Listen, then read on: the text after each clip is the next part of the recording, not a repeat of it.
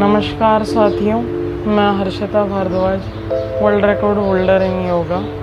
आप सभी को 7वें अंतर्राष्ट्रीय योग दिवस की बहुत बहुत बधाई। आप सभी घर में रह के सुरक्षित रह के योग दिवस वाले दिन योगा का अभ्यास करें, कॉमन प्रोटोकॉल फॉलो करें। तो नमस्कार, आप हमारे दर्शक हैं और हमें दर्शकों का बहुत ख्याल है। विश्व योग दिवस आज, जैसा कि आप सब जानते हैं कि विश्व योग दिवस है, तो विश्व योग दिवस के अवसर पर जब तक हम योग के बारे में या इसके बारे में कि कहाँ से इसका आविष्कार हुआ है, इसकी क्या मान्यता है, लोग इसको किस तरह से मनाते हैं, किस तरह से मना रहे हैं और किस योग से कौन सा रोग ठीक होता है, तो इसके ऊपर आज हम बात करेंगे। और बात करने के लिए किसी भी योग गुरु से अच्छा कोई इसमें हो नहीं सकता है। तो ऐसे ही आज हम एक योग गुरु से बात करने जा रहे हैं और जिनका नाम वो खुद ही बताएंगे, उनके क्या उपलब्धियां हैं इसके बारे में। तो हम मिलते हैं आज के योग गुरु। बहुत बहुत आपका हमारे चैनल पे स्वागत है। तो आप अपना नाम और अपना कार्य क्षेत्र बताइए। नमस्कार, मैं हर्षिता भारद्वाज, मैं जयपुर से हूँ, जगतपुरा निवासी। मैं योगा थेरेपिस्ट हूँ और मैंने योगा में I am world record holder in yoga. मैंने वीर भद्रासन टाइप 1 में वर्ल्ड रिकॉर्ड बना रखा है। 8 मिनट 20 सेकंड का मेरा रिकॉर्ड है और golden book of world records में मेरा नाम भी दर्ज है। और ये माननीय प्रधानमंत्री मोदी जी को मैं बहुत बहुत धन्यवाद देना चाहूंगी कि उन्होंने योग को बहुत महत्व दिया और आगे बढ़ाया, लोगों तक मैसेज पहुंचाया। पहला अंतर्राष्ट्रीय योग दिवस 2015 को मनाया गया था, जिसमें मोदी जी स्वयं भी शामिल थे और उनके साथ 84 नेशंस भी शामिल थे। मतलब भारत के साथ साथ पूरे विश्व में ये दिवस मनाया जाता है। मतलब बाहर विदेशों में भी लोग बाग योग दिवस मनाते हैं। तो आप ये धन्यवाद। तो आप ये बताइए कि जैसे आप योग सिखाते भी हैं और करते भी हैं, और इसका हमारी ये योग की उत्पत्ति कहाँ से हुई होगी? देखिए, योग की उत्पत्ति तो वैसे इसका रूट तो संस्कृत ही है।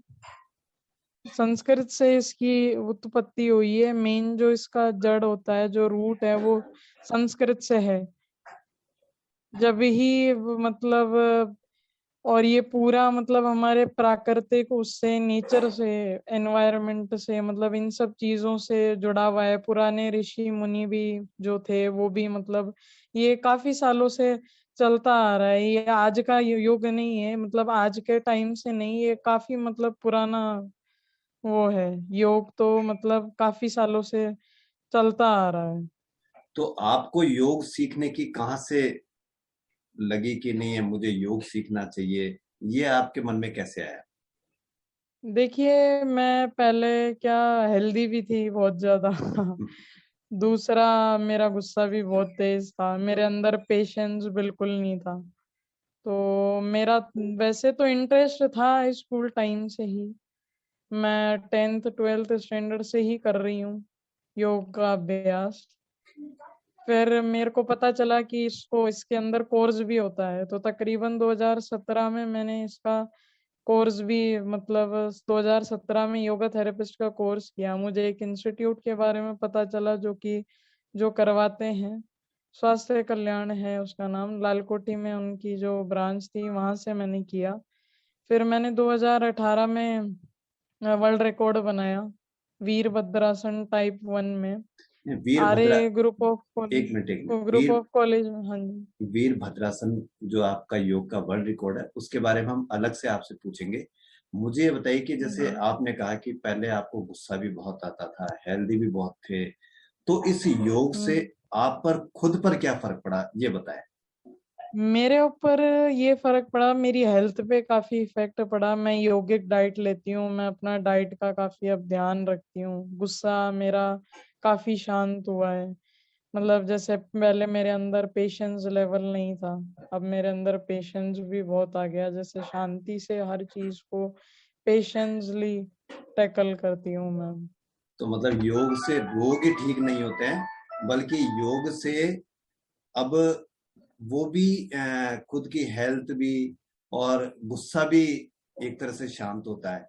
अब मुझे ये बताइए कि जैसे आप योग डाइट आप जिसके बारे में बता रहे हैं, तो योग डाइट ये जी, क्या चीज होती है? Yogic diet basically it's a kind of a sattvic diet. मतलब जैसे हमें सात्विक फूड खाना चाहिए, हेल्दी फूड खाना चाहिए रूटीन में।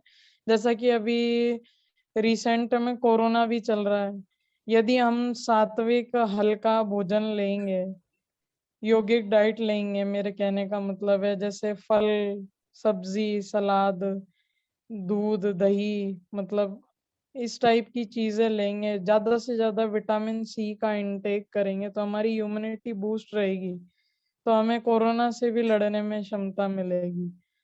और हमें प्रतिदिन योग का भी 1 घंटे कम से कम अभ्यास करना चाहिए, स्वस्थ रहने के लिए भी। और जैसे आजकल देखा जाए हर घर में डायबिटिक पेशेंट मिलेंगे आपको, मोट ओबेसिटी के पेशेंट मिलेंगे, साइटिका, स्लिप डिस्क। तो योग से सारे ही रोग ठीक होते हैं, साथ ही साथ में हेल्थ भी आपकी अच्छी रहती है, आप फिट रहते हैं, फाइन रहते हैं, अच्छा और फ्रेश महसूस करते हैं। अब उस आपके वर्ल्ड रिकॉर्ड के बारे में। बेसिकली हर चीज में डाइट का मैटर करता है, मेरा मानना यह है कि 80% डाइट का मैटर करता है। यदि किसी को वजन घटाना है, वजन बढ़ाना है, तो उसमें 80% डाइट का रोल होता है, 20% फिजिकल एक्टिविटी का होता है। तो कहने का मतलब ये है कि यदि आप डाइट का ध्यान रखेंगे, अपने डाइजेस्टिव सिस्टम को, मेटाबॉलिज्म रेट को स्ट्रोंग रखेंगे, आपका खाना मतलब टाइम से, समय से हेल्दी खाएंगे, हेल्दी फूड लेंगे, टाइम से वो डाइजेस्ट होएगा, तो आप हेल्दी और फिट फाइन रहेंगे। तो आपको कभी भी कोई रोग नहीं लगेगा, और रोग हमेशा पेट से संबंधित ही होता है, जैसा कि सब लोग जानते हैं तो कि मुझे ये सारे रोग बताए, हाँ पेट हाँ, से ही संबंधित होते हैं। तो आप क्या योग डाइट, योगिक डाइट जो बता रहे हैं, आप सजेस्ट भी करते हैं या इसकी भी आप नॉलेज देते हैं लोगों को कि ये योगिक डाइट ये होती है? मैं बिल्कुल इसका नॉलेज भी देती हूँ लोगों को, और मैं यदि कोई डाइट चार्ट वगैरह जैसे बोले बना के देने को, तो मैं बिल्कुल डाइट चार्ट भी बना के देती हूँ, पूरे योगिक डाइट जो उनको हेल्दी न्यूट्रिशियस फूड जो उनकी बॉडी के लिए आवश्यकता है, जो उन्हें खाना चाहिए, बिल्कुल मैं उसमें भी लोगों को वो चीज गाइड करती हूँ, और उस चीज दूसरा, में भी। दूसरा आपने जैसे अब आप ये बताइए कि जो आपने बताया कि आपने कोई गोल्ड वर्ल्ड रिकॉर्ड बनाया है, तो वो हाँ क्या, जी, हाँ तो जी। कौन सा तो योग होता है, और उस योग के क्या फायदे होते हैं और किस तरह से उसको करना चाहिए? देखिए, मैंने जिसमें वर्ल्ड रिकॉर्ड बनाया है वो वीरभद्रासन टाइप 1 है। उससे हमारी मसल्स स्ट्रेच होती है, हमारा वो बैलेंसिंग पोस्चर होता है, हमारा कंसंट्रेशन पावर बढ़ता है। दूसरा, हमारे हाथों की स्ट्रेंथ बढ़ती है, क्योंकि उसके अंदर हैंड्स हमारे को ऊपर ले जाके होल्ड रखने होते हैं बेसिकली। और जिन लोगों को नीज में जैसे प्रॉब्लम है, या एंकल जॉइंट वगैरह में इंजरी वगैरह हुई है भी है, जिनको मतलब थोड़ा करने में, झुकने में थोड़ा प्रॉब्लम होता है, उनको अंडर योगा ट्रेनर करना चाहिए या अवॉइड ही करना चाहिए ये आसन। तो सर्वभद्रासन, तो ये जैसे वर्ल्ड रिकॉर्ड आपने बनाया है, तो इस वीरभद्रासन, वीरभद्र वीरभद्रासन टाइप 1।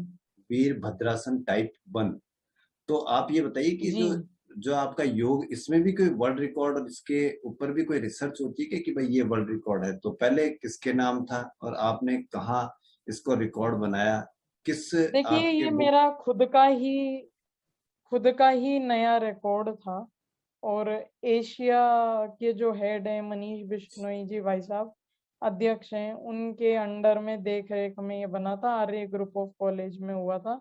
योगी रामरस राम स्नेही जी के सानिध्य में हमारी पूरी देख रेख और पूरी प्रैक्टिस और पूरा योग का अभ्यास चला था, पूरा उनके अंडर में ही था। अच्छा, और एक बात और बताएं कि आप आज हमारे दर्शकों को, क्योंकि आज योग दिवस है, विश्व योग दिवस है, तो आप कौन से योग हमारे दर्शकों के लिए लेकर आए कि वो योग ऐसे होता है, उसके क्या फायदे हैं? तो एक एक योग के बारे में आप हमें थोड़ा सा विस्तार से बताएं। देखिए, योग दिवस वाले दिन तो बेसिकली हमारा कॉमन प्रोटोकॉल फॉलो होता है, जिसके अंदर पहले तो हम किसी भी आसन में सुखपूर्वक तरीके से बैठ के और ओम का उच्चारण करते हैं, फिर प्रार्थना करते हैं। कहते हैं प्रार्थना करना बहुत आवश्यक है दोनों टाइम, उससे शक्ति मिलती है। और मतलब यदि आप प्रार्थना करेंगे, फिजिकल एक्टिविटी करेंगे और टाइम से समय से खाना खा के समय से सोएंगे तो आपका दिन अच्छा जाएगा, आप स्वस्थ रहेंगे। स्टार्ट करेंगे, चिन्ह मुद्रा या ज्ञान मुद्रा अपनाएं, किसी भी सुखपूर्वक आसन में बैठ जाएं, आंखें बंद, 1 टाइम ओमकार चैंटिंग करेंगे, सांस लेंगे, ओम,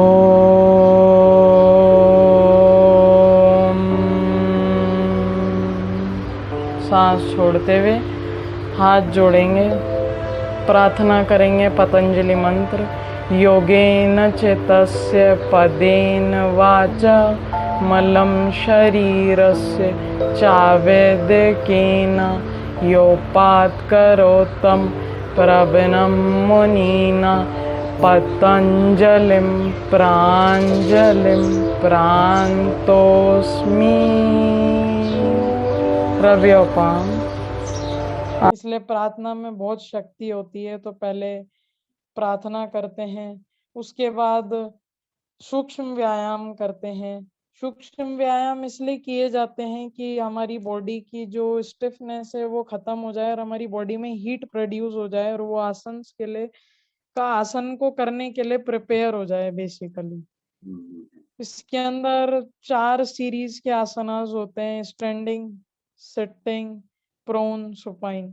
स्टैंडिंग में हम ताड़ासन से स्टार्ट करते हैं। कॉमन प्रोटोकॉल में पहले हमारा ताड़ासन होता है, फिर वृक्षासन होता है, फिर पादहस्तासन होता है, फिर अर्धचक्रासन होता है और फिर लास्ट में त्रिकोण आसन होता है। तो यानी सबसे पहले ऐसे जो सबसे पहले आसन ये योग का स्टार्टिंग होती है वो स्टैंडिंग से स्टार्ट होती है, यही स्टैंडिंग सीरीज से होती है। योग की शुरुआत हमेशा हेड टू टो होता है। हम जब सूक्ष्म व्यायाम भी स्टार्ट करते हैं तो हमें हेड टू टो ही स्टार्ट करना चाहिए।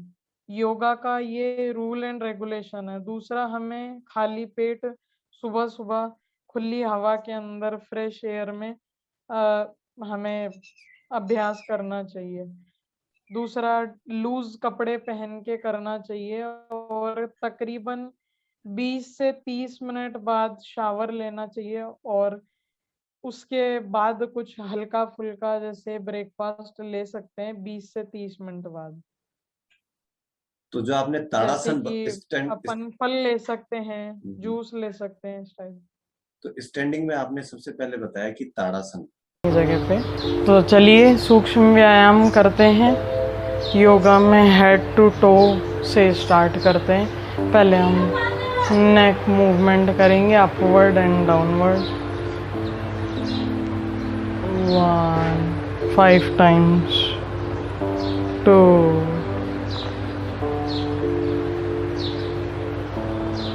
3 4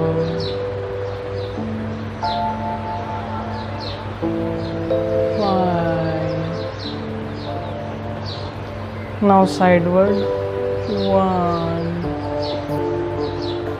2 3 4 5 6 side bend 1 इनहेल करते हुए नीचे 2 एक्सेल करते हुए centre 3 4 5 6 now shoulder movement 3 minutes का है 1 and clockwise 2 3 4 5 6 now anti-clock 6 5 4 3 2 1 release relax now trunk movement inhale करते हुए पीछे जाएंगे एक्सेल करते हुए सेंटर में 1 2 3 4 5 6 7 8 now release now knee movement 1 2 hold रखेंगे 3 4 5 6 तो चलिए स्टैंडिंग सीरीज आसनास करते हैं कॉमन प्रोटोकॉल के। फर्स्ट आसन है ताड़ासन। दोनों लेग्स को ज्वाइन करेंगे इनहेल करते हुए shoulder level exhale palm towards palm head पे हाथ को लॉक करके रखेंगे। नाउ इनहेल करते हुए ऊपर की ओर नॉर्मल ब्रेथ लेना है। ये एक सर्टेन हाइट तक एज तक हाइट बढ़ाता है और मसल्स को स्ट्रेंथन करता है। जिनको कार्डियक प्रॉब्लम है एक्यूट वो लोग या जो लोग नहीं कर पाते तो वो लेग्स को ऊपर लिफ्ट ना करें। नाउ एक्सेल करते हुए सामान्य पोजीशन में आ जाए। सेकंड आज का आसन है Vriksha asana. Put your right leg on left thigh inhale करते हुए shoulder level now exhale towards the palm. Inhale करते हुए हैंड्स को ऊपर ले जाएं, एक पॉइंट पे फोकस करें। ये हमारी थाई मसल्स को स्ट्रेंथ करता है, वेस्ट मसल्स को, और ओबेसिटी के लिए अच्छा रहता है। जिनको इंजरीज या एब्डोमिनल सर्जरीज, नीज प्रॉब्लम वगैरह है, वर्टिगो वगैरह की, अर्थराइटिस, वो ये आसन को अवॉइड करें। सामान्य पोजीशन में आ जाएंगे। यही अभ्यास दूसरे साइड से करेंगे। इनहेल करते हुए shoulder level exhale towards palm ऊपर ले जाके फोकस ऑन वन पॉइंट। फिर सामान्य पोजीशन में आ जाएंगे। थर्ड आसन है पाद हस्त आसन। इनहेल करते हुए बैक जाएंगे, एक्सेल करते हुए down and try to touch your forehead to the knees. It improves our digestion system, constipation, and those who are having get it done abdominal surgeries, ulcers, hernia, they should avoid practicing this asana. hold these asanas at least for 10 to 20 seconds. फिर again inhale करते हुए ऊपर, Excel करते हुए सामान्य position में। आज का चौथा आसन है अर्ध चक्रासन। दोनों अंगूठों को कमर पे रखेंगे आगे की साइड और उंगलियों को पीछे, थोड़ा माइनर सा गैप। इनहेल करते हुए बैक साइड में normal breath, it strengthens our spine.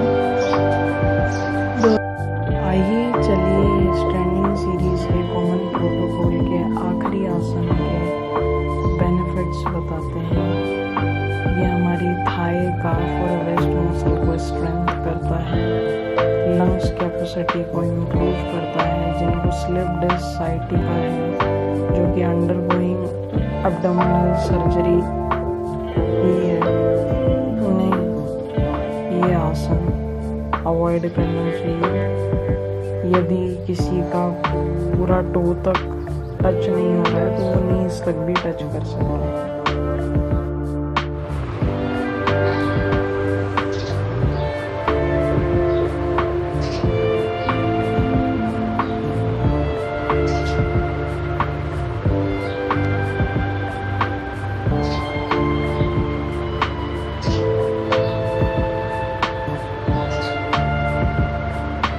चलिए तो आज कॉमन प्रोटोकॉल का सिटिंग सीरीज आसनास करेंगे। पहला है भद्रासन। दोनों लेग्स को पेल्विक रीजन पे लगा के और इसको होल्ड रखेंगे इस तरीके से, मेंटेन योर पोस्चर। और जिनको नीज वगैरह में वर्टिगो वगैरह की प्रॉब्लम है उनको अवॉइड करना चाहिए। और पर्टिकुलर आसन को कम से कम हम 10 से 20 सेकंड होल्ड रखें। ये है भद्रासन। सेकंड आसन है हमारा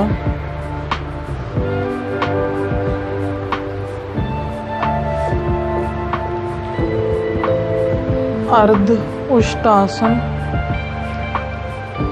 आगे की साइड अंगूठा रखेंगे, पीछे उंगली। इनहेल करते हुए बैक साइड में, it strengthens our back and spine muscles. देखिए ताड़ आसन जो है वो एक सर्टेन एज तक हाइट भी बढ़ाता है। और हाँ, मतलब ये ओबेसिटी के लिए भी काफी अच्छा है। और ये एक बैलेंसिंग पोस्चर भी है, इससे कंसंट्रेशन पावर भी बढ़ता है। दूसरा, जिनको एक्यूट कार्डियक प्रॉब्लम है, वेरिकोज वेन्स वगैरह की प्रॉब्लम है, उनको ये सब अवॉइड करना चाहिए ताड़ासन। दूसरा हमारा होता है, हाँ बताएं बताएं बताएं। दूसरा हमारा होता है वृक्षासन, ट्री पोज जिसे कहते हैं। वो भी एक बैलेंसिंग पोस्चर है और वो हमारे मतलब कंसंट्रेशन को बढ़ाता है और हमारे लिगामेंट्स वगैरह को, मतलब लेग मसल्स वगैरह को बेसिकली मजबूत करता है। और जिनको अर्थराइटिस, वर्टिगो और जो ओबेसिटी के पेशेंट होते हैं उनको ये अवॉइड करना चाहिए। मतलब ओबेसिटी के पेशेंट जैसे काफी हद तक, काफी जैसे कई जने बहुत मतलब बहुत ओवर वेट होते हैं तो उनसे ये परफॉर्म नहीं हो पाता है, तो उन्हें मतलब अंडर ट्रेनर प्रैक्टिस करनी चाहिए और अपनी बॉडी की क्षमता के अनुसार जितना वो ले जा सके, जैसा जितना कर सके उतना करना चाहिए। अब आपने पहला तो बताया स्टैंडिंग का, दूसरी सीरीज कौन सी होती है? दूसरी सीरीज होती है सिटिंग सीरीज। सिटिंग के अंदर जो हमारा प्रोटोकॉल में रहता है वो पहला तो भद्र आसन रहता है, जिसके बेनिफिट हैं कि हमारे माइंड को स्टेबलाइज रखता है और हमारे नी पेन को रिलैक्स करता है। हमारे एब्डोमिनल पेन वगैरह में काफी रिलीफ मिलता है। दूसरा, जो अर्थराइटिस और जो साइटिका के जो पेशेंट है उन लोगों को ये आसन अवॉइड करना चाहिए। ये है भद्रासन। सेकंड आसन है हमारा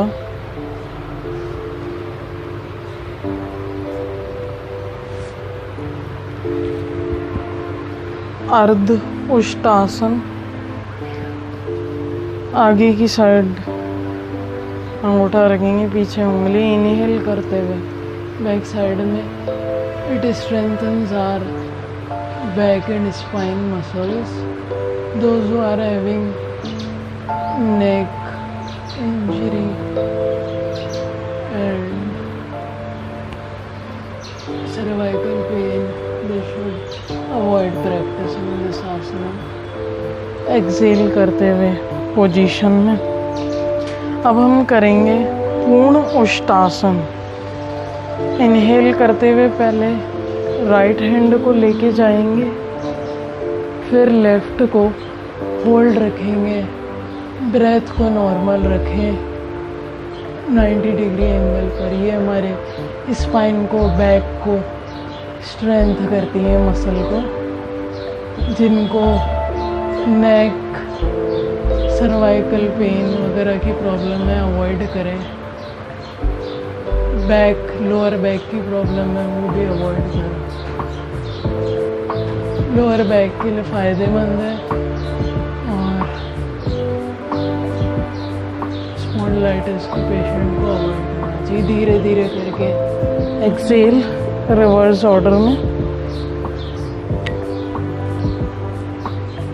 अब नेक्स्ट आसन है हमारा वज्रासन।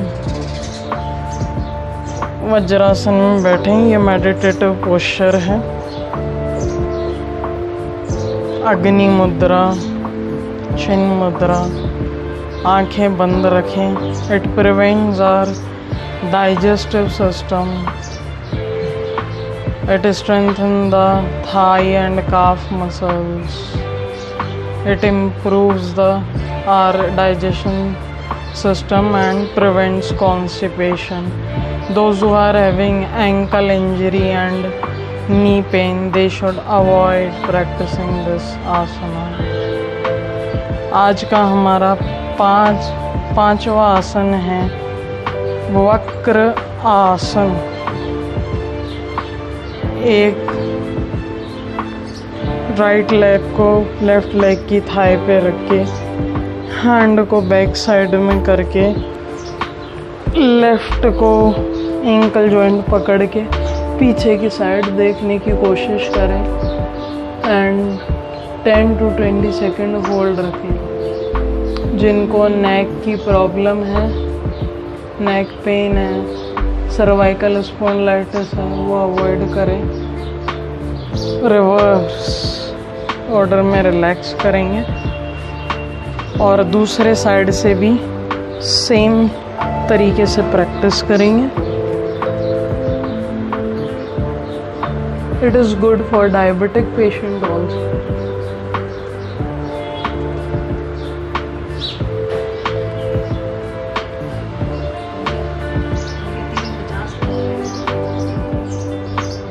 और जबकि अभी वज्रासन, अर्धउष्टासन, पूर्ण उष्टासन और क्या था पहला, भद्रासन, वक्रासन, और अभी तो 2 उत्तान मंडूकासन बचा है और एक और बचा है।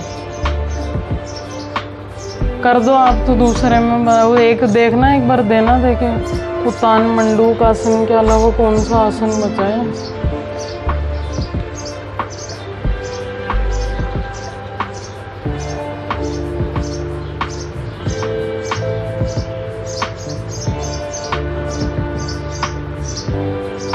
आइए चलिए कॉमन प्रोटोकॉल का सिटिंग सीरीज़ का सेकंड लास्ट आसन शशांक आसन। इनहेल करते हुए बैक साइड, एक्सेल करते हुए आगे की ओर। जितना हैंड को ले जाके स्ट्रेच कर सकते हैं। It is good for stress and anger and lungs capacity. Those who are having acute backache, they should avoid practicing this asana.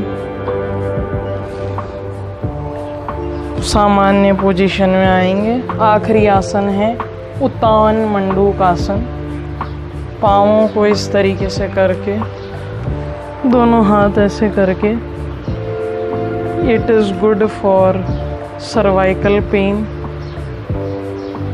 And those who are having knee and ankle joint problem, they should avoid practicing this asana. सामान्य स्थिति में आएंगे, वज्रासन, फिर दंडासन की स्थिति में। दूसरा जो आसन होता है वो होता है वज्रासन। ये एकमात्र आसन ऐसा होता है जिसे हम खाना खाने के बाद भी कर सकते हैं।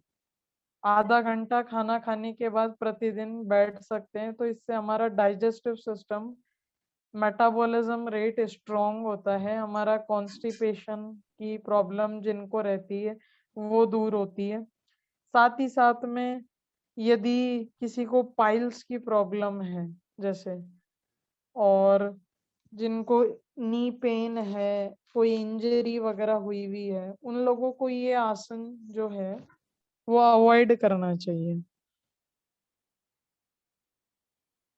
और तीसरी सीरीज और में ये काफी मतलब महत्वपूर्ण आसन है। हमारी थाई मसल, हिप मसल और काफ मसल्स को भी टोन्ड करता है, उनको स्ट्रेंथ देता है। यानी कि अगर प्रॉपर तरीके से कोई आसन करे या योग करे तो मुझे तो लगता नहीं है कि फिर कोई रोग उनके पास आए।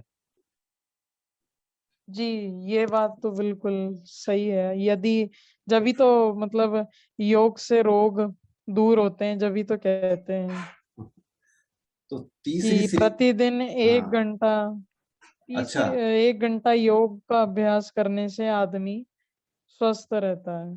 अच्छा, प्रतिदिन 1 घंटा दे कम से कम अपने इस योग के कम लिए। से कम 1 घंटा देनी। यदि जैसे किसी के पास टाइम है तो वो जैसे सूर्य नमस्कार कर सकते हैं, प्राणायाम कर सकते हैं।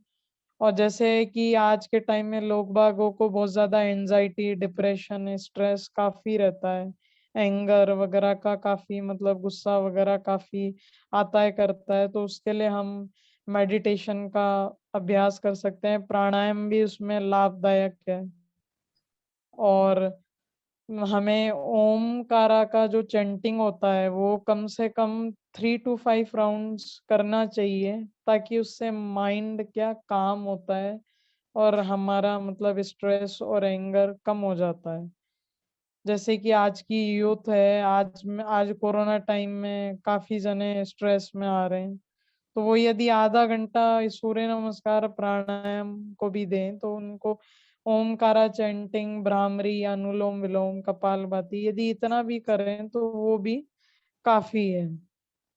पूरे दिन में जैसे आधा घंटा टाइम निकाल के इतना भी अभ्यास कर लें काफी है। और तीसरी सीरीज कौन सी होती है? तीसरी होती है हमारी प्रोन सीरीज। पेट के बल लेटने वाले जो आसन होते हैं वो होती है प्रोन सीरीज। जैसे कि भुजंग आसन। भुजंग आसन हमारा जो है वो बेसिकली स्ट्रेस मैनेजमेंट को मतलब काफी अच्छा रखता है, और जो हमारा एब्डोमिनल फैट होता है उसको, एब्डोमिनल फैट को मतलब कम करता है। और जिनको एब्डोमिनल सर्जरीज हुई हुई है और मतलब हर्निया, अल्सर वगैरह की प्रॉब्लम है, उनको ये आसन थोड़ा अवॉइड करना चाहिए। ये वाला भुजंग आसन अवॉइड करना चाहिए। ठीक है। इसके जो मैंने आसनास बताए वो प्रेगनेंसी और मेंसेस प्रॉब्लम में अवॉइड करें। आइए आज का कॉमन प्रोटोकॉल का 3rd सीरीज है प्रोन सीरीज, उसके 3 आसन बताऊंगी।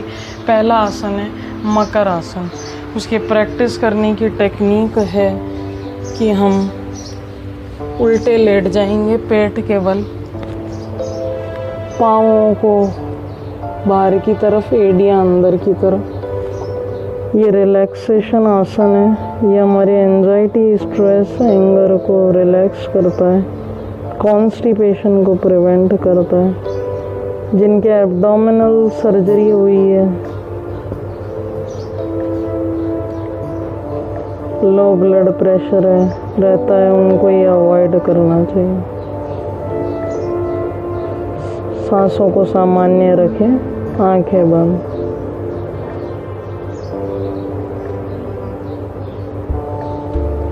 आज का दूसरा आसन है भुजंग आसन। दोनों लेग्स को जॉइंट करेंगे, हैंड्स को साइड में, शोल्डर लेवल पे,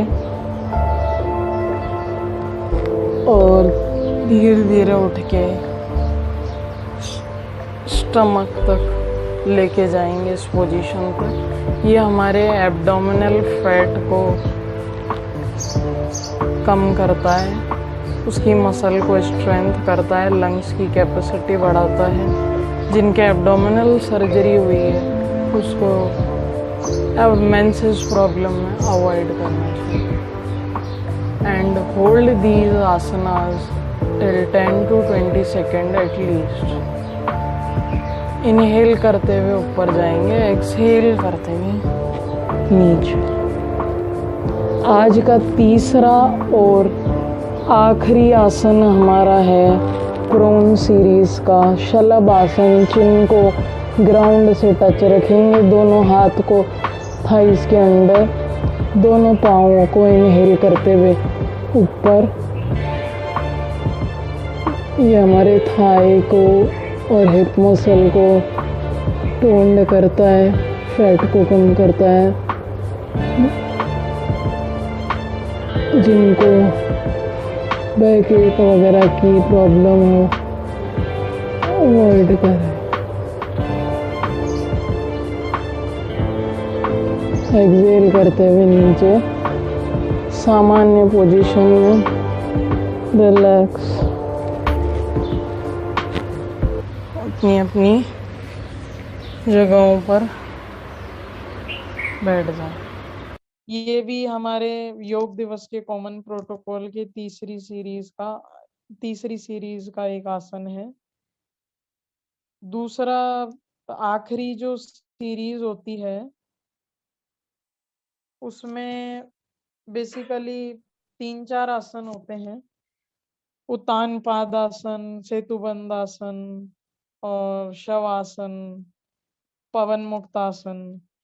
तो जो शवासन होता है वो बेसिकली एक मेडिटेटिव पोस्चर होता है और उससे हमारा स्ट्रेस, एंजाइटी, डिप्रेशन काफी दूर होता है। हमें मतलब काफी पूरी बॉडी को रिलैक्स मिलता है। और जब हम आसन करके, सूक्ष्म व्यायाम करके थक जाते हैं तो आखिरी में उसको परफॉर्म करना चाहिए ताकि हमारी पूरी बॉडी को भी रिलैक्स मिले। तो जैसे दूसरा है एक बताएं पवन मुक्त आसन। दूसरा है पवन मुक्त आसन, जो कि हमारे गैस, एसिडिटी की यदि किसी को समस्या है, कॉन्स्टिपेशन की समस्या है, डाइजेशन प्रॉब्लम की, तो उसमें ये काफी लाभदायक है। दूसरा, किसी की यदि एब्डोमिनल इंजरीज है, किसी को बैक मसल्स या स्पाइन नर्व्स मतलब वगैरह की प्रॉब्लम है तो उसमें भी ये लाभदायक है। और एब्डोमिनल इंजरीज में, हर्निया में, साइटिका, बैक पेन वगैरह के अंदर मतलब इनको अवॉइड करना चाहिए। आज का लास्ट सीरीज, सुपाइन सीरीज, पीठ के बल लेटने वाले आसन कॉमन प्रोटोकॉल के बताएंगे। तो चलिए स्थिति में आ जाएं। दोनों पाँवों को जोड़ेंगे, हैंड्स को साइड में रखेंगे, दोनों पाँवों को उठाएंगे, रखेंगे और अपने बैक को, लोअर बैक को ऊपर उठाने की कोशिश करेंगे। ये हमारे बैक की स्पाइन को स्ट्रेंथ करती है और शोल्डर को स्ट्रेंथ करती है। जिन लोगों को नेक की, सर्वाइकल की प्रॉब्लम है, अवॉइड करें। इनहेल करते हुए ऊपर जाएंगे, एक्सहेल करते हुए नीचे आएंगे और कम से कम 10 से 20 सेकंड आसन को होल्ड रखें। दूसरा आसन है उत्तान पाद आसन। दोनों पाँवों को उठाएंगे सांस लेते हुए, 30 डिग्री के एंगल पे रखेंगे। और जिनको हाइपरटेंशन की प्रॉब्लम है वो एक एक लेग से करें। पाँव में प्रॉब्लम है, ये हमारे गैस, एसिडिटी, कॉन्स्टिपेशन, डाइजेशन को इम्प्रूव करता है। धीरे धीरे नीचे लाएंगे, एक्सहेल। तीसरा आसन है अर्ध हल आसन। दोनों पाँवों को इनहेल करते हुए 90 डिग्रीज पे। जिनको हाइपरटेंशन की प्रॉब्लम है वो एक एक लेग से परफॉर्म करें। और ये हमारी थाई मसल, लेग मसल को स्ट्रेंथन करता है, फैट को भी घटाता है। Stomach muscle, abdominal pain, digestion, constipation में रिलीज करता है। Release and relax. चौथा आसन है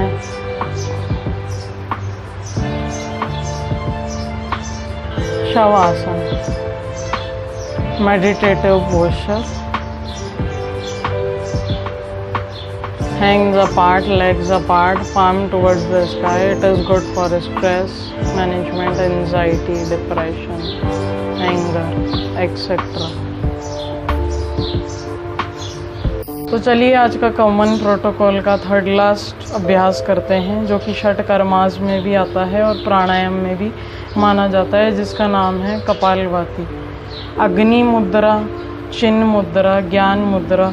किसी भी सुखपूर्वक स्थिति में बैठ के तीनों में से किसी भी मुद्रा को अपना के इनहेल करेंगे, एक्सहेल, अगेन इनहेल। टुकड़ों में सांस छोड़ेंगे, 10 to 20 स्टॉप करेंगे, 3 राउंड।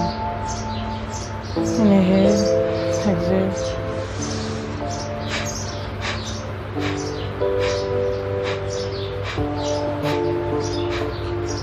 पेट को अंदर बाहर करेंगे।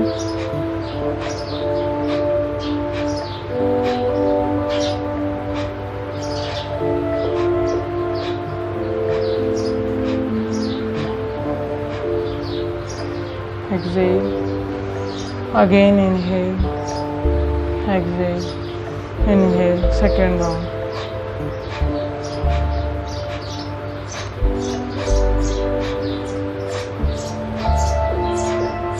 चलिए आज का third last common protocol follow करेंगे। कपालभाति, जो कि षट कर्मा में भी आता है और प्राणायाम में भी आता है। किसी भी सुखपूर्वक आसन में बैठ के, सुखासन, वज्रासन, पद्मासन, चिन्ह मुद्रा, ज्ञान मुद्रा, अग्नि मुद्रा, किसी भी एक मुद्रा को अपना के पोस्चर सीधा रख के आंखें बंद रखें या खुली रखें।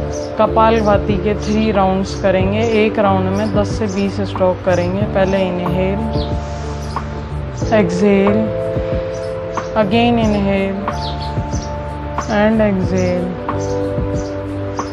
Again inhale. अब टुकड़ों में सांस छोड़ेंगे, पेट को अंदर बाहर।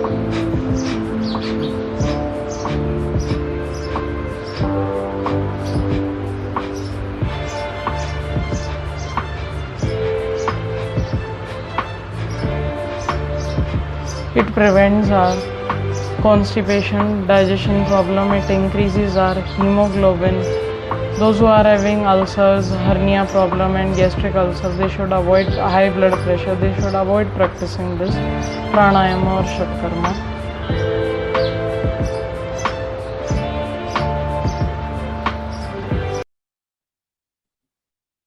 तो अभी जो योग है, ये तो आपने इतने सारे योग बता दिए, तो मुझे तो लगता नहीं कि हर आदमी को इतने सारे योग याद भी होंगे या वो करते भी होंगे। लेकिन अनुलोम विलोम और ये जो आप बता रहे हो फिर कपालभाति वगैरह, लास्ट में हमारा जो, हाँ जी हाँ जी, तो जो कपालभाति वगैरह है, ये योग तो मुझे लगता है कि हर व्यक्ति इसके बारे में तो जानता भी है, पहचानता भी है और करने की भी कोशिश करता है। तो ये जो अनुलोम जी विलोम है, बिल्कुल। इनके क्या फायदे हैं और इनसे कितना दूर होता है कोई भी रोग, तो उसके बारे में बताएं। देखिए, अनुलोम विलोम और कपालभाति तो प्राणायाम, वैसे तो कपालभाति एक षट कर्मास का पार्ट है, बट ये प्राणायाम में भी गिना जाता है। कपालभाति और अनुलोम विलोम तो ऐसे प्राणायाम है, मतलब आप मानिए कि ये रामबाण है हर बीमारी के अंदर। किसी को स्ट्रेस है, किसी को एंजाइटी है, किसी को डिप्रेशन है, किसी को एसिडिटी की प्रॉब्लम है, गैस की प्रॉब्लम है, कॉन्स्टिपेशन की प्रॉब्लम है, मतलब हमारी ये जो नाड़ीज होती हैं उनके अंदर एनर्जी ये कैरी करती हैं, नाड़ीज को शुद्ध करती हैं अनुलोम विलोम प्राणायाम के अंदर। कपालभाति से तो लोगों का हीमोग्लोबिन तक बढ़ जाता है। अच्छा। और पेट जिनका ओबेसिटी है, जिनके फैट पे, पेट के ऊपर फैट है, वो कपालभाति से करें यदि परफॉर्म प्रतिदिन, मतलब आधा घंटा, मतलब 5-10 मिनट से हम स्टार्ट कर सकते हैं, तो काफी हमारी मतलब पेट की चर्बी भी घटती है। तो अभी क्या है कि पेट की चर्बी से और जो और जैसे जिनको हाई ब्लड प्रेशर रहता है, उनको ये कपालभाति वगैरह थोड़ा कम स्पीड पे करना चाहिए। हार्ट पेशेंट को जैसे अवॉइड के बराबर ही करना चाहिए, और बिल्कुल जैसे हल्का हल्का ही करें तो ज्यादा बढ़िया है। तो कपालभाति वो एक जो सांस लेते हैं छोड़ते हैं वो उसी टाइप की है, तो एक राउंड में कितनी वो रहनी चाहिए उनकी काउंटिंग? हमें कम से कम एक राउंड में 10 से 20 या 20 से 25 स्ट्रोक तो करने चाहिए। हमें बेसिकली उसमें सांस छोड़ना होता है, तो एक राउंड में हम तकरीबन 10 से 20 या 20 से 25 स्ट्रोक का अभ्यास कर सकते हैं। क्योंकि आजकल क्या है, जैसे आपने तो बहुत इसमें कोर्स किया है, आप बहुत इसमें नॉलेज भी रखते हैं, तो कई हाँ लोग जी। ऐसे बोलते हैं कि नहीं, एक में 100 स्ट्रोक रहने चाहिए, 200 तक पहुंचने चाहिए, तो ये कहाँ तक सही है? क्योंकि देखिए लोगों वो, में, हाँ हेलो, बता, क्योंकि लोगों में क्या भ्रम देखिए बहुत हो जाते हैं ऐसे। आपका कहना बिल्कुल सही है, पर ये बॉडी बॉडी और मतलब पे डिपेंड करता है। दूसरा, जब हम शुरुआत करें इसकी, तो हमें शुरुआत में एकदम से 100 तक काउंट तक नहीं करना चाहिए। 10 to 20 या 25 स्ट्रोक ही करना चाहिए एक राउंड में। फिर धीरे धीरे जब हमें मतलब तकरीबन 2 से 5 मिनट शुरुआत में हम करें, धीरे धीरे करके टाइम बढ़ा सकते हैं। फिर जिस दिन हमारा टाइम जैसे आधे घंटे तक हम लगातार परफॉर्म कर पा रहे हैं, तो हम एक राउंड में जैसे 100-200 स्ट्रोक कर सकते हैं। अच्छा पर मत स्टार्टिंग में इसका अभ्यास 100 तक ना करने की कोशिश करें, क्योंकि ये मतलब स्टार्टिंग में क्या है, एकदम से जब हम करते हैं तो थोड़ा सा बॉडी झेल नहीं पाती इस चीज को। इसलिए कम से ही शुरुआत करें, जैसे 2 मिनट 5 मिनट से, और 20 से 25 स्ट्रोक एक राउंड में करें। तो 5 मिनट इसको लगातार कर सकते हैं आप, अगर कोई भी योग करते हैं तो 5 मिनट इसका मैक्सिमम हाँ, टाइम ले किसी भी योग का। कपाल भाती तकरीबन आप 2 से मिनट से स्टार्ट कर सकते हैं। आपकी कैपेसिटी है और आपकी बॉडी यदि अलाउ कर रही है, तो आप 5 मिनट का अभ्यास स्टार्टिंग में कर सकते हैं। पर मेरा ये मानना है कि स्टार्टिंग 2 से 3 मिनट से ही करें तो ज्यादा बेहतर होगा, क्योंकि तो कईयों को बॉडी नहीं सहन कर पाती है, तो उनको चक्कर आने लग जाते हैं ऑन द स्पॉट। और योगा हमेशा ट्रेनर के अंडर में ही करें तो ज्यादा बेटर होगा, क्योंकि वीडियोस तो आजकल बहुत से मिल जाते हैं, पर वही बात है कि वो कितने सही हैं, क्या है क्या नहीं है, उसका तो पता नहीं है। लेकिन हमेशा अंडर ट्रेनर ही करनी चाहिए। योग हो गया, प्राणायाम हो गया, उसका दोनों का अभ्यास। तो आप जैसे ट्रेनर की आपने बात की, और तो क्या ध्यान तो हम कभी भी कर लगा सकते हैं, जैसे 2 से 5 मिनट से स्टार्ट करें। ध्यान तो बहुत ही अच्छी चीज है, इससे हमारा काम में भी मन लगता है, हमारा पूरा दिन भी अच्छा जाता है। ध्यान तो बहुत अच्छी चीज है, मेडिटेशन तो। तो क्या आप भी ट्रेनिंग करवाते हैं क्या, कि जिससे, या वीडियो के जरिए करवाते हैं, या वीडियो बनाते हैं, या किस तरह से अभी आप तो लोग? देखिए अभी तो देखिए मैं योगा थेरेपिस्ट का कोर्स करने के बाद BNYS की डॉक्टरेट परस्यू कर रही हूँ, bachelor of naturopathy and yogic sciences, naturopathy doctorate pursue कर रही हूँ, 5.5 years वाली। तो अभी तो रिसेंट में तो मेरी कोई क्लासेस वगैरह नहीं चल रही है, लेकिन हाँ कोई जैसे ऑनलाइन लेना चाहे तो मैं बिल्कुल उनको दे सकती हूँ ऑनलाइन क्लासेस वगैरह। तो एक बात और, जैसे आपने तो बहुत ज्यादा योग बता दिए, अब मुझे ये बताइए कि जो सिंपल सा आदमी है, मुझ जैसा आदमी जो योग के बारे में कम समझता है, तो सबसे पहले हमको किससे स्टार्ट करना चाहिए? आप लोग देखिए प्राणायाम करिए, प्राणायाम से क्या प्राण आते हैं, रामदेव जी भी बोलते हैं। प्राणायाम तो प्रतिदिन अभ्यास करें, कपालभाति, अनुलोम विलोम, भ्रामरी, का ओमकारा चैंटिंग, ये चार तो नियमित रूप से अपन को टाइम निकाल के 10 से 15 मिनट का प्रतिदिन करना ही करना चाहिए। और थोड़ा टाइम निकाल पाए तो 10 से 15 मिनट सूर्य नमस्कार का भी अभ्यास करें। इससे क्या हमारी पूरी बॉडी की स्ट्रेचिंग और पूरी बॉडी की एक्सरसाइज हो जाती है। सूर्य नमस्कार हमारी ह्यूमनिटी भी बूस्ट करता है, वेट लॉस वेट गेन दोनों में मदद करता है। तो अभी जैसे कोरोना और काल, अभी कोरोना काल लोगों के लिए एक मुसीबत काल आया था, तो इस कोरोना काल में कोई ऐसा योग हो जिसको आप लोगों को बताना चाह रहे हो कि वो तो जरूर इस कोरोना काल में करना ही चाहिए? देखिए कोरोना में प्राणायाम तो सबसे ज्यादा करें, ध्यान का सबसे ज्यादा अभ्यास करें, बाकी सूर्य नमस्कार तो है ही। और भी आसन जो होते हैं जैसे अपने ये ताड़ासन हो गया जो मैंने बताया था, वो भी हमारा कंसंट्रेशन पावर बढ़ाता है। जब हमारा माइंड मतलब शांत और अच्छा होएगा, सही होएगा, तो हमारा सब चीज में मन लगेगा, माइंड फ्रेश होएगा। वृक्ष आसन भी हम कर सकते हैं, शशांक आसन, मंडूक आसन, इस ये अभ्यास कर सकते हैं हम लोग। और बाकी प्राणायाम करें जितना ज्यादा हो सके। और विटामिन सी जो है जैसे वो अपनी डाइट में काफी मतलब ऐड करें सब जने, जैसे क्या फ्रूट्स के अंदर कीवी हो गया, उसके अंदर मल्टीविटामिन होता है। एप्पल हो गया, फ्रूट्स और मतलब सैलेड का ज्यादा से ज्यादा कंज्यूम करें। हम अल्कलाइन जो डाइट होती है बेसिकली रॉ डाइट होती है, उसका ज्यादा हमारे को दाल का पानी हो गया, सूप हो गया, जैसे इस टाइप की चीजें ज्यादा लेनी चाहिए। तो अब जैसा कि मैंने पहले भी बताया था कि हर चीज में 80% डाइट का रोल होता है।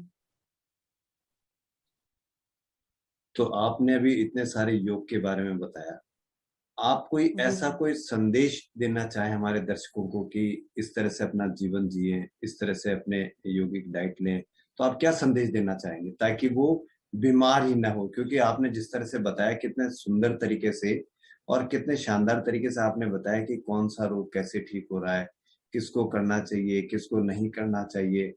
कोई संदेश हमारे दर्शकों को देना चाहें?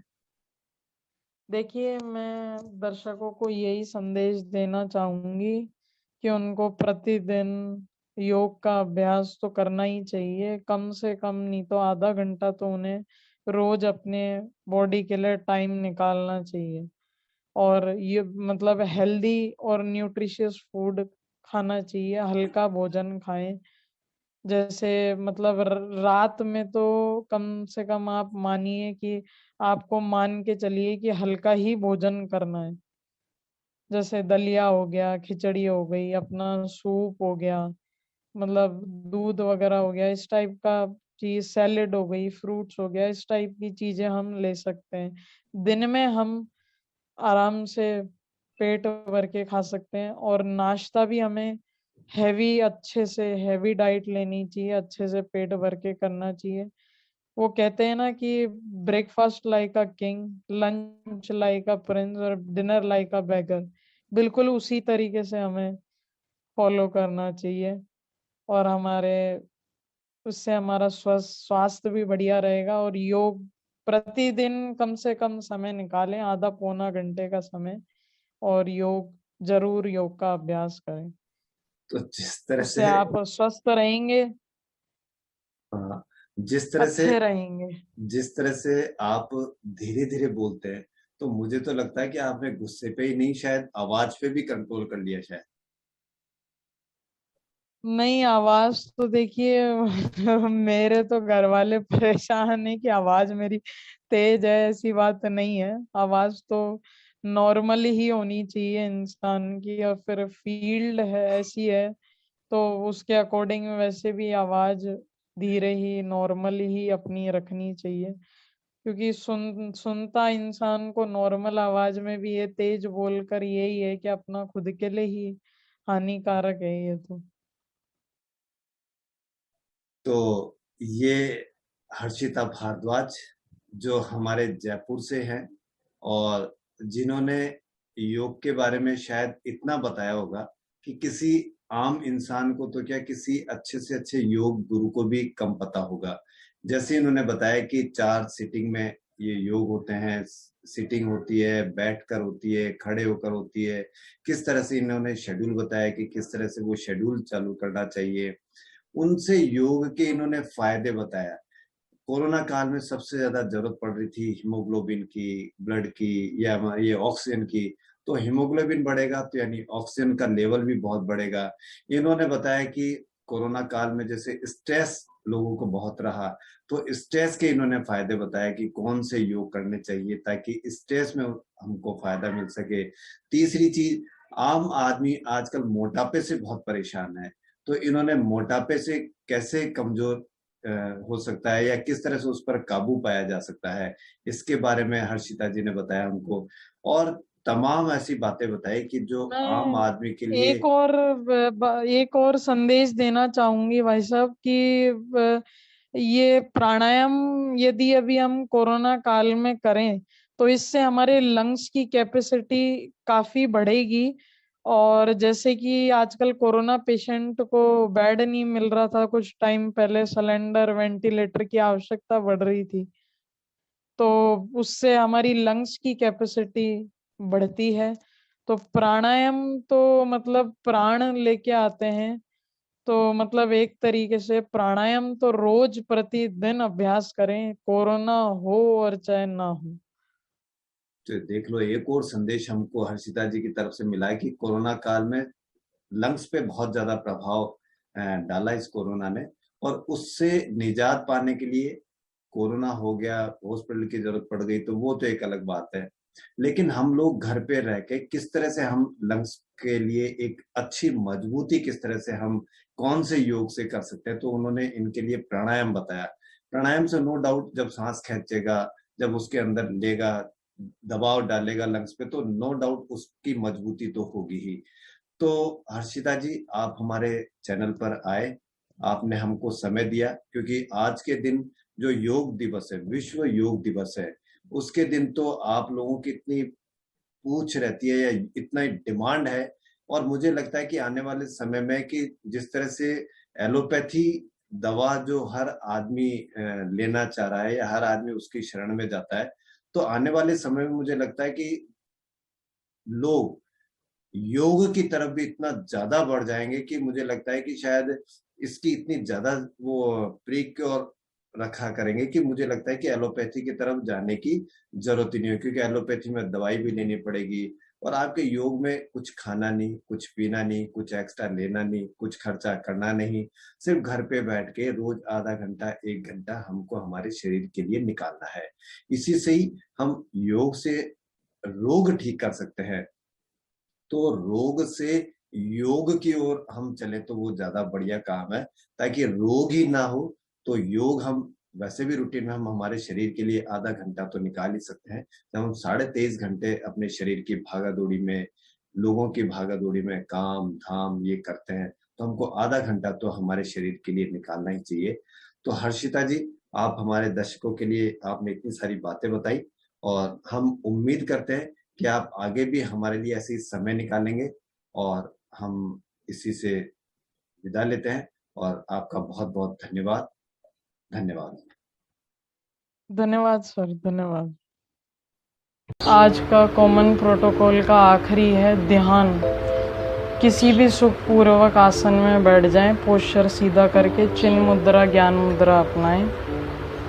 आंखें बंद, इनहेल करेंगे, एक्सहेल करेंगे। ध्यान हमारे लिए बहुत आवश्यक है। हमें प्रतिदिन कम से कम 5 मिनट का अभ्यास करना चाहिए।